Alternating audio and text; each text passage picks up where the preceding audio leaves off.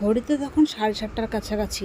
8টার দিকে আমার ওটি, তাই আমাকে ওটিতে নিয়ে যাওয়ার জন্য পুরো রেডি করে ফেলেছে। আর বাড়ির থেকে একে একে এসে আমার সঙ্গে দেখা করে যাচ্ছে। আর তোমরা তো জানোই আমি সকাল সকালই ভর্তি হয়ে গেছি। এই যে তোমরা দেখতে পাচ্ছ, আমি আর আমার সোনা দুজনে পাশাপাশি শুয়ে আছি। এইটুকু সুখের জন্য আমাকে যে কত স্ট্রাগল করতে হয়েছে তোমাদের সেটা বলে বোঝাতে পারবো না। এই যে ক্লিপটা আমি তোমাদের সঙ্গে শেয়ার করছি, এটা আমার সোনার জন্মের ঠিক 2 দিন পরে কিছুক্ষণের জন্য আমার কাছে দিয়েছিল। আমি ওই যে প্রথমে বলেছি আমার সোনা জন্মানোর পরের থেকে শরীরটা খারাপ হওয়াতে ওকে জন্মের পরেই ওকে এনআইসিউতে নিয়ে ভর্তি করে দিয়েছে। ডক্টর আমাকে শুধু ওর জেন্ডারটাই দেখিয়েছে, ওর ফেসটাও আমি দেখিনি। 2 দিন আমাকে অপেক্ষা করতে হয়েছে ওকে দেখার জন্য। তারপর আবারও সোনাকে এনআইসিউতে নিয়ে চলে গেছিলো।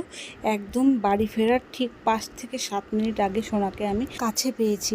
আর মা হওয়ার পর সন্তানকে নিজের থেকে দূরে রাখার যে কী কষ্ট, সেটা একমাত্র যারা মা হয়েছে তারাই শুধু বুঝতে পারবে। যাকে সব শেষে 4 রাত 5 দিন এই হসপিটালে কাটিয়ে এবারে আমি সোনাকে নিয়ে বাড়ি ফিরছি। এই 3 বছরের বৈবাহিক জীবনে আমাদের জীবনে যা আপ অ্যান্ড ডাউন গেছে, সবটাই আমরা দুজনে মিলেমিশে, ভালো খারাপ দুটোই মিলেমিশে কাটিয়ে উঠেছি। কিন্তু আজকে তার পুরো উল্টোটা হয়েছে। কেন বললাম জানো? কারণ আজকে আমার সোনাকে ওয়েলকামের জন্য তার বাবি দেখো কি সুন্দরভাবে সবটা সাজিয়ে গুছিয়ে নিয়ে এসছে। দেখে পুরোটা অবাক হলেও সারপ্রাইজটা কিন্তু বেশ ভালোই লেগেছে। চলো এবারে বাড়ি ফেরা যাক। হসপিটাল থেকে আমাদের বাড়ির দূরত্ব টোটোতে গেলেও হাইস্ট 2 মিনিটের রাস্তা।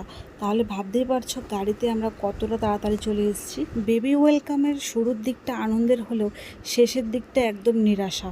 কেন জানো? এই যে দেখতে পাচ্ছ এখানে সবাই মোবাইলের ফ্ল্যাশ জ্বালিয়ে রেখেছে। আমরা যেই না গাড়ির থেকে নেমেছি অমনি লাইন চলে গেছে। এবার ছোট্ট বেবিটাকে নিয়ে কতক্ষণ রাস্তা দাঁড়িয়ে থাকবো, তাই টুক টুক টুক টুক করে আমার মা সোনাকে নিয়ে বাড়ির ভেতর ঢুকছে। তার সাথে আবার ঝিরঝিরি বৃষ্টি। চলো এবারে ঘরের দিকে যাওয়া যাক। আমি একজন নতুন মা হিসেবে সোনার জন্য তোমাদের কাছে অনেক অনেক ব্লেসিং চাইবো।